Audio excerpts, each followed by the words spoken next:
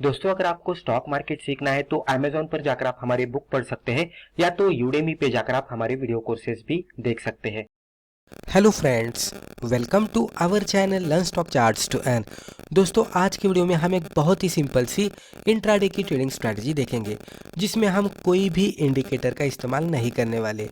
दोस्तों, यहाँ पे हम प्योरली प्राइस एक्शन देखेंगे, ट्रेंड को समझ लेने की कोशिश करेंगे, मोमेंटम को आइडेंटिफाई करने की कोशिश करेंगे, बायर्स और सेलर्स का रिलेशन किस तरह से दिख रहा है चार्ट के हिसाब से वो समझ लेने की कोशिश करेंगे और फिर उसके हिसाब से हम ट्रेड करेंगे। बहुत ही बढ़िया तरीके से ये वर्कआउट होता है। हमें ये स्ट्रैटेजी के साथ ट्रेड करने के लिए जो भी चीज़ों की ज़रूरत है वो पहले हम देखेंगे और फिर स्ट्रैटेजी देखेंगे। तो यहाँ पे आप देख सकते हैं, पहले हम देखते हैं टाइम फ्रेम। तो हम यहाँ पे दो टाइम फ्रेम्स का इस्तेमाल करने वाले हैं। पहला डेली चार्ट हम इस्तेमाल करेंगे।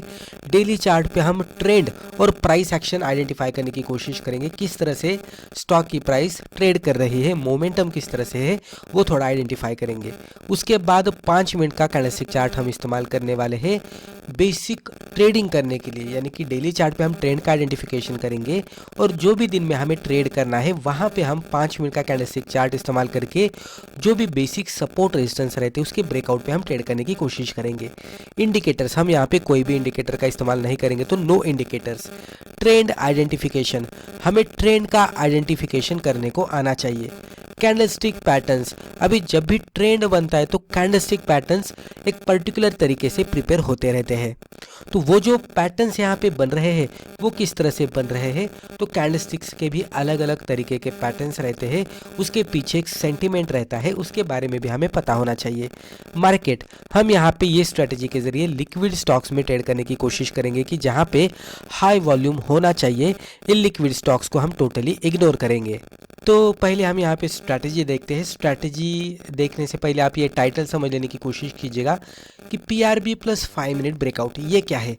तो इसको अगर आप समझेंगे तो आपको स्ट्रैटेजी अच्छी तरह से समझ में आएगी। तो PRB यानी कि प्रीवियस डे ब्रेकआउट, राइट। जो प्रीवियस डे का ब्रेकआउट बन रहा है उसको हम पहले देखने की कोशिश करेंगे, समझ लेने की कोशिश करेंगे, और प्लस 5 मिनट ब्रेकआउट, और विथ उसके साथ हम यहाँ पे 5 मिनट का ब्रेकआउट भी आइडेंटिफाई करने की कोशिश करेंगे, यानी कि प्रीवियस डे का भी ब्रेकआउट और उसके बाद 5 मिनट का भी ब्रेकआउट। तो ये दोनों को किस तरह से मर्ज करना है यहाँ पे थोड़ा सा हम समझ लेते हैं। तो पहले हमें क्या करना है, डेली कैंडलस्टिक चार्ट ओपन करना है और डेली चार्ट पे थोड़ा प्राइस एक्शन समझ लेने की कोशिश करनी है। तो यहाँ पे मान लीजिए कि इस तरह की एक बुलिश कैंडलस्टिक बनी है, एक ग्रीन कैंडलस्टिक बनी है और इस तरह से ये बनती हुई दिखी है। जब भी इस तरह की बड़ी कैंडलस्टिक बनती है तो हमें इसके पहले तो हाई लो मार्कआउट करके रखने चाहिए, राइट, क्योंकि एक अच्छी खासी रेंज रहती है जिसका इस्तेमाल करके हम आगे जाकर ट्रेड कर सकते हैं। मान लीजिए ये रेंज बनने के बाद इस तरह से धीरे धीरे रेड कैंडल्स प्रिपेयर होने लगे। तो इसका मतलब क्या हो रहा है कि पहले तो बहुत सारे बायर्स यहाँ पे आ गए थे, लेकिन धीरे धीरे यहाँ पे सेलिंग आना शुरू हो गई है और उसके वजह से यहाँ पे इस तरह से रेड कैंडल्स बन रहे हैं और धीरे धीरे प्राइस चार्ट नीचे आ रहा है। जब भी प्राइस चार्ट नीचे आते आते फाइनली ये जो इसका लो रहता है ये बुलिश कैंडल का, इसको ब्रेक डाउन देकर नीचे जाकर क्लोज आउट देता है, तो इसका मतलब ये हो रहा है कि जो भी यहाँ पे बायर्स ने एक्यूमुलेशन किया था स्टॉक को, तो यहाँ पे सेलर्स पूरी तरह से अभी जो भी एक्यूमुलेशन था उसको सेल करके निकल रहे हैं और उसके वजह से ही स्टॉक प्राइसेस में गिरावट आ रही है।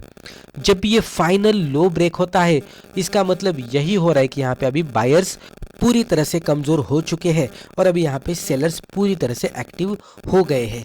अभी हमें क्या करना है, जब भी इस तरह की ब्रेकआउट वाली कैंडल मिलती है तो इसका एक लेवल, जो भी इसका लो रहेगा उसकी एक लेवल मार्कआउट करके रखनी है, क्योंकि अभी इसके बाद इसमें बहुत बढ़िया सेलिंग आने वाली है और हमें इसमें इंट्राडे में सेल करके चलना है। तो अगले दिन में हम क्या करेंगे, इमीडिएट बेसिस पे नहीं सेल करेंगे। अभी यहाँ तक क्या था, यहाँ तक जितना भी हमने किया वो डेली चार्ट पे किया। अभी इसके बाद हमें क्या करना है, ट्रेडिंग दिन पे जो भी ट्रेडिंग डे रहेगा हमारा वो दिन पे हमें 5 मिनट के चार्ट पे कन्वर्ट करना है। 5 मिनट के चार्ट पे कन्वर्ट करने के बाद हमें क्या करना है, पहले 5 मिनट पे वेट करना है, कुछ भी नहीं करना है।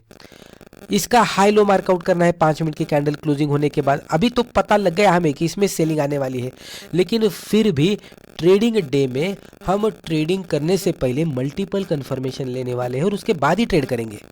तो पहले 5 मिनट का हाई लो मार्कआउट किया, उसके बाद जो भी कैंडल इसको ब्रेक डाउन देगी इस तरह से क्लोजिंग बेसिस पे, ये कैंडल पे हमें ट्रेड करना है। सिंपली हम क्या करेंगे, लो के नीचे एंट्री करेंगे, हाई के ऊपर यही कैंडल के स्टॉप लॉस लगाएंगे और सिंपली आप 1:2 का टारगेट यहाँ पे लगा सकते हैं। लेकिन ये सिचुएशन में आपको क्या करना है, 1:2 का टारगेट आने के बाद आपको पार्शियल प्रॉफिट बुक करना है, पूरे क्वांटिटीज को आपको बुक नहीं करना है और फिर रिमेनिंग क्वांटिटीज को आपको ट्रेलिंग बेसिस पे लेके जाना है।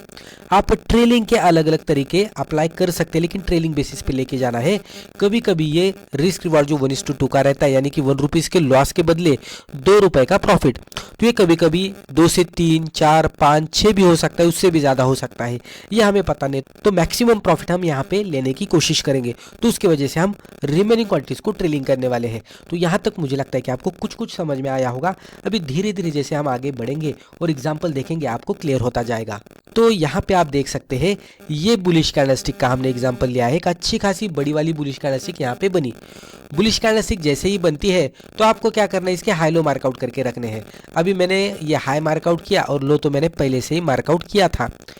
ये पूरी तरह से यहाँ पे बायर्स एक्यूमुलेट कर चुके थे स्टॉक को, लेकिन जैसे इसमें प्राइस एक्शन अच्छी खासी आई, धीरे धीरे यहाँ पे सेल आउट होना शुरू हो गया। आप देख सकते हैं पहले ये रेड कैंडल बनी, यानी कि यहाँ पे सेलिंग प्रेशर ज़्यादा था। उसके बाद ये भी रेड कैंडल बनी, फिर ये भी रेड कैंडल बनी। इस तरह से हर एक रेड कैंडल बनती हुई दिखी। हालांकि ये कैंडल अगर आप देखेंगे तो ट्रेड करते करते नीचे गई थी, लेकिन इसकी क्लोजिंग ऊपर जाकर ही हुई और उसके बाद फिर से और एक रेड कैंडल बनी, जिसने ये जो बुलिश कैंडल का लो था उसको फाइनली ब्रेक डाउन दिया और नीचे जाकर क्लोज आउट दी। जैसे इसका लो ब्रेक होता है, हमें एक अच्छा खासा सेलिंग का सिग्नल मिल रहा है। अभी सेलिंग कब हम करेंगे, तो ये जो इसका लो है ये मार्कआउट करेंगे और उसके बाद हम ये जो ट्रेडिंग डे है हमारा, जो कि आप ये बड़ी वाली कैंडल देख रहे हैं, यहाँ पे हमारा ट्रेडिंग डे था, तो यहाँ पे हम 5 मिनट के ब्रेकआउट पे ट्रेड करने वाले हैं।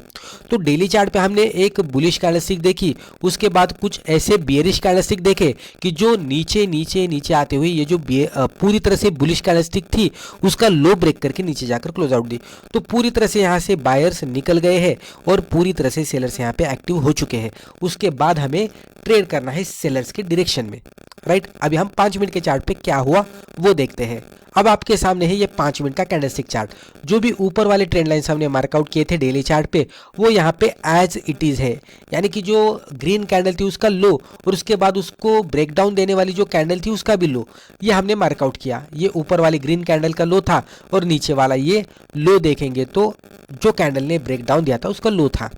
उसके बाद अगर आप देखेंगे तो ये जो रेड कैंडल है ये हमारे ट्रेडिंग डे की फर्स्ट कैंडल है, राइट।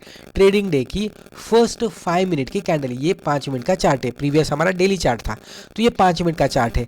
तो हमें क्या करना है, पहले 5 मिनट को कंप्लीट होने देना है।